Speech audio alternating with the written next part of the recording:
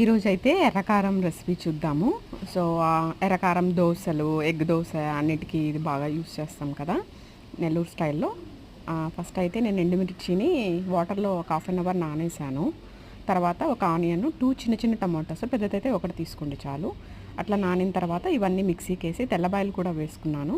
Onion, tomato cut చేసేసుకొని ఒక mixie జార్‌లో బాగా మెత్తగా గ్రైండ్ చేసుకున్నాను. సాల్ట్ వేసుకొని కొంచెం వాటర్ వేసుకున్నాను, టమాటా ఉంది కాబట్టి. సో గ్రైండ్ చేసుకున్న తర్వాత సో ఇలా అయితే వచ్చింది. దానికి పోపు వేసేసుకున్నాను. సో ఈ కారంని దోస వేసుకునేటప్పుడు దోస పైన రుద్దుకోవచ్చు. సో ఎగ్ దోసకి యూస్ చేసుకోవచ్చు. చాలా టేస్టీగా ఉంటుందండి. ఒక్కసారి అయితే ట్రై చేసి ఎలా వచ్చిందో చెప్పండి.